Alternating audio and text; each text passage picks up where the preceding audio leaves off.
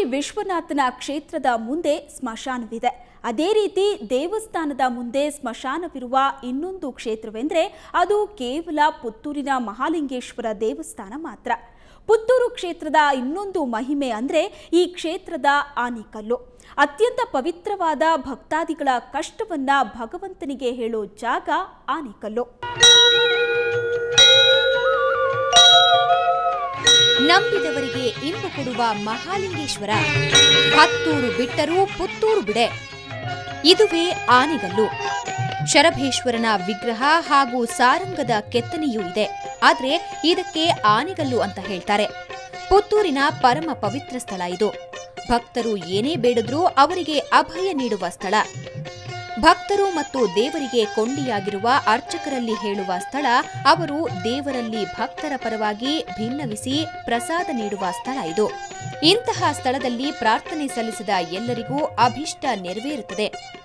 ಮಾಜಿ ಪ್ರಧಾನಿ ಅಟಲ್ ಬಿಹಾರಿ ವಾಜಪೇಯಿ, ಡಿವಿ ಸದಾನಂದಗೌಡ, ಮುತ್ತಪ್ಪ ರೈ, ಧನಂಜಯ್ ಕುಮಾರ್, ಶೋಭಾ, ಶಕುಂತಳಾ ಶೆಟ್ಟಿ, ರಮಾನಾಥ ರೈ ಎಲ್ಲರೂ ಶ್ರೀ ಕ್ಷೇತ್ರದ ಭಕ್ತರೇ.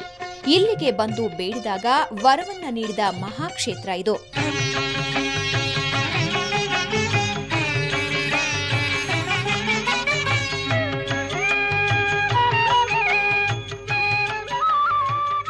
ನಾನು ನನ್ನ ಪ್ರಮಾಣ ವಚನ ವಿಧಾನಸಭೆಯಲ್ಲಿ ತಗೊಂಡಿರುವಂಥದ್ದು ಪುತ್ತೂರು ಮಹಾಲಿಂಗೇಶ್ವರನ ಹೆಸರಿನಲ್ಲಿ 2 ಬಾರಿ. ಲೋಕಸಭೆಯಲ್ಲಿ ಪುತ್ತೂರು ಮಹಾಲಿಂಗೇಶ್ವರನ ಹೆಸರಿನಲ್ಲಿ ನಾನು ಪ್ರಮಾಣ ವಚನ ಸ್ವೀಕಾರ ಮಾಡಿದ್ದೇನೆ. ಅಂದರೆ ಯಾಕೆಂತ ಹೇಳಿದರೆ ಅಲ್ಲಿ ಬಂದ ಮೇಲೆ ನಾನು ದಿನನಿತ್ಯ ಆ ದೇವರನ್ನು ಪ್ರಾರ್ಥನೆ ಮಾಡ್ತಾಯಿದ್ದೆ. ದಿನನಿತ್ಯ ನಾನೇನು ದೇವಸ್ಥಾನಕ್ಕೆ ದಿನನಿತ್ಯ ಹೋಗುವಂಥ ಪದ್ಧತಿ ಇಲ್ಲ. ವಾರಕ್ಕೊಂದು ಸರಿ ಅಥವಾ ವಿಶೇಷ. ಆದರೆ ಮನೆಯಲ್ಲಿ ಮಹಾಲಿಂಗೇಶ್ವರನೇ ನನಗೆ ಆರಾಧ್ಯ ದೈವ. ಪರವೂರಿನವರಿಗೆ ಪುತ್ತೂರು ದೇವರ ಪ್ರಸಾದ. ಮಹಾಮಹಿಮ ಮಹಾಲಿಂಗೇಶ್ವರ. ಪುತ್ತೂರಿನಲ್ಲಿ ದೇವರು ಪರವೂರಿನವರಿಗೆ ಕ್ಷಿಪ್ರ ಪ್ರಸಾದ ಕರುಣಿಸ್ತಾನೆ ಅನ್ನೋ ಮಾತಿದೆ. ಇದು ಒಂದು ಮಟ್ಟಿಗೆ ನಿಜವೂ ಆಗಿದೆ.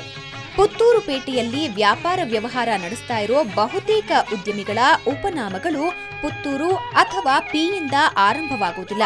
ಬಹುತೇಕ ಎಲ್ಲರೂ ಬೇರೆ ಊರಿನಿಂದ ಬಂದು ಇಲ್ಲಿ ತನ್ನ ಅದೃಷ್ಟವನ್ನ ಖುಲಾಯಿಸಿದವರೇ ಇರೋದು. ಚಿನ್ನದ ವ್ಯಾಪಾರಿಗಳು, ಉದ್ಯಮಿಗಳಿಂದ ಹಿಡಿದು ಯಾರೂ ಇಲ್ಲಿಯವರಲ್ಲ.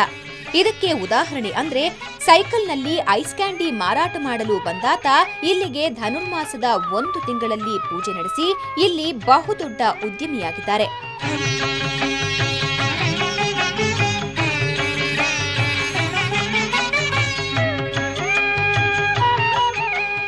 ನನಗಿನ್ನೂ ನೆನಪಿದೆ, ನಾವು ಯಾವುದೇ ವಾಹನಗಳಲ್ಲಿ ಹೋಗಬೇಕಾದ್ರೆ ಅಥವಾ ಅಂಗಡಿಗಳನ್ನು ನೋಡಬೇಕಾದ್ರೆ ಎಲ್ಲಿ ಹೋದರೂ ಮಹಾಲಿಂಗೇಶ್ವರ ಸ್ವಾಮಿಯ ಫೋಟೋ. ನನಗೆ ಅದು ಒಂದು ಸಾಂಸ್ಕೃತಿಕವಾಗಿ ಕೂಡ ದೊಡ್ಡ ಒಂದು ಸನ್ನಿಧಿ ಅಂತ ನನಗೆ ಅನಿಸ್ತಾ ಇದೆ. ಗುಜರಾತಿನ ಅಡಿಕೆ ವ್ಯಾಪಾರಿ ಇಲ್ಲಿಗೆ ಬಂದು ಇಲ್ಲೇ ನೆಲೆಸಿದ್ರು. ಈಗ ದೊಡ್ಡ ಉದ್ಯಮಿಯಾಗಿರುವ ಇವರು ದೊಡ್ಡ ಛತ್ರ ಹಾಗೂ ಬೃಹತ್ ವಾಣಿಜ್ಯ ಸಂಕೀರ್ಣಗಳ ಮಾಲೀಕರು. ಮಹಾಲಿಂಗನ ಮಹಿಮೆಯೇ ಇದಕ್ಕೆ ಕಾರಣ ಅಂತ ಅವರ ಅಚಲ ನಂಬಿಕೆ. ಸರ್ಕಾರಿ ಅಧಿಕಾರಿಗಳು, ಟೀಚರ್ಗಳು ಸೇರಿದಂತೆ ಅಸಂಖ್ಯಾತ ಮಂದಿ ಇಲ್ಲಿಗೆ ಬಂದು ನೆಲೆಸಿದ್ದಾರೆ. ಅವರೆಲ್ಲರಿಗೆ ಮಹಾಲಿಂಗೇಶ್ವರ ಅನುಗ್ರಹವನ್ನ ನೀಡಿದ್ದಾನೆ.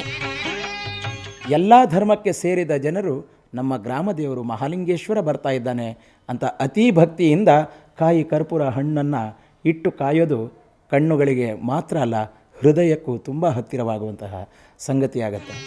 ಕಾಶಿಯಷ್ಟೇ ಪವಿತ್ರ ಕ್ಷೇತ್ರ ಪುತ್ತೂರಿನ ಮುತ್ತು ಶ್ರೀ ಮಹಾಲಿಂಗೇಶ್ವರ. ಕರಾವಳಿ ಸೇರಿದಂತೆ ನಮ್ಮ ನಾಡಿನಲ್ಲಿ ಬಹುತೇಕರಿಗೆ ಜ್ಯೋತಿಷ್ಯದಲ್ಲಿ ಬಹುನಂಬಿಕೆ.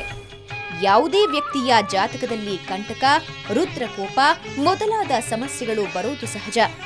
ಇಂತಹ ವ್ಯಕ್ತಿಗಳು ಯಾವುದೇ ದೂರದ ಕ್ಷೇತ್ರಕ್ಕೆ ಹೋಗಬೇಕಾಗಿಲ್ಲ. ಪುತ್ತೂರಿನಲ್ಲಿ ರುದ್ರಾಭಿಷೇಕ ಮಾಡಿಸಿದ್ರೆ ಸಾಕು. ಕಾಶಿಗೆ ಹೋಗಬೇಕಾದ ಅಗತ್ಯವಿಲ್ಲ. ಕಾಶಿಯಷ್ಟೇ ಪುಣ್ಯಧಾಮ ಇದು ಅನ್ನೋದು ಶೈವ ಆರಾಧಕರ ಅಚಲ ನಂಬಿಕೆ. ಇಲ್ಲಿ ಮೃತ್ಯುಂಜಯ ಹೋಮ, ಮೃತ್ಯುಂಜಯ ಜಪ ಮಾಡಿದ್ರೂ ಸಾಕು. ಎಲ್ಲ ಪಾಪಗಳು, ಕಂಟಕಗಳು ಕ್ಷಣಾರ್ಧದಲ್ಲಿ ಹರಿದು ಮಾಯವಾಗುತ್ತವೆ. ಮುತ್ತಪ್ಪ ರೈ ಸೇರಿದಂತೆ ಅನೇಕರು ದೇಗುಲಕ್ಕೆ ಕಾಣಿಕೆಗಳನ್ನ ಅರ್ಪಣೆ ಮಾಡಿದ್ದಾರೆ.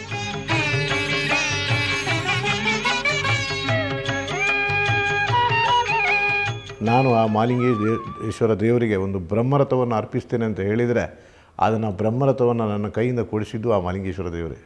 ಆ ಶಕ್ತಿಯನ್ನು ನನಗೆ ಇನ್ಯಾರು ಕೊಡೋದು? ಮಹಾಲಿಂಗೇಶ್ವರ ದೇವರೇ ಕೊಡಿಸಿ ನನ್ನ ಕೈಯಿಂದ ಸಮಸ್ತ ಜನರ ಪರವಾಗಿ ಒಂದು ರಥವನ್ನು ಅವರು ತಗೊಂಡದು ಅಂತ ಹೇಳಿದರೆ ಆ ಪುಣ್ಯ, ಆ ಭಾಗ್ಯ ನನಗೆ ಸಿಕ್ಕಿದ್ದು ದೊಡ್ಡ ಭಾಗ್ಯ ನನ್ನ ಜೀವನದಲ್ಲಿ. ಮಹಾಲಿಂಗೇಶ್ವರ ದೇವಸ್ಥಾನದಲ್ಲಿ ಚಾಕರಿ ಕುಟುಂಬದ್ದೇ ಒಂದು ವಿಶೇಷ ಇದೆ.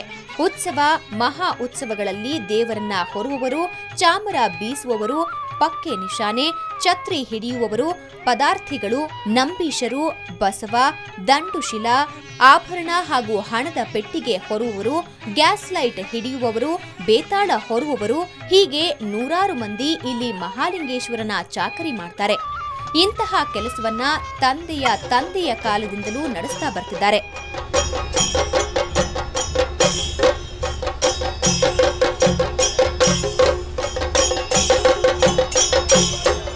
ಉತ್ಸವಗಳ ಸಂದರ್ಭದಲ್ಲಿ ಇವರಿಗೆ ಯಾವುದೇ ಪ್ರತ್ಯೇಕ ಆಮಂತ್ರಣ ನೀಡೋದಿಲ್ಲ. ಪೀಳಿಗೆಯಿಂದ ಈ ಕೆಲಸ ಮಾಡ್ತಾ ಬಂದವರು ಜಾತ್ರೆಯ ಸಂದರ್ಭದಲ್ಲಿ ಎಲ್ಲಿದ್ರೂ ಕ್ಷೇತ್ರಕ್ಕೆ ಬಂದು ಈ ಕೆಲಸದಲ್ಲಿ ಪಾಲ್ಗೊಳ್ತಾರೆ. ಸೇವೆಯಲ್ಲಿರಲಿ, ಹೊರ ರಾಜ್ಯದಲ್ಲಿರಲಿ ಅಥವಾ ವಿದೇಶದಲ್ಲಿರಲಿ, ಎಲ್ಲಿದ್ರೂ ಇಲ್ಲಿಗೆ ಬಂದು ಸೇವೆಯಲ್ಲಿ ಭಾಗವಹಿಸ್ತಾರೆ. ಅವರಿಗೆ ಯಾವುದೇ ಅಧಿಕೃತ ಆಮಂತ್ರಣ ನೀಡೋದಿಲ್ಲ, ಯಾವುದೇ ಸಂಭಾವನೆಯೂ ಇಲ್ಲ. ಇದೊಂದು ದೇವರ ಸೇವೆ ಅಂತ ಅನೂಚಾನವಾಗಿ ನಡೆದುಕೊಂಡು ಬಂದಿದೆ.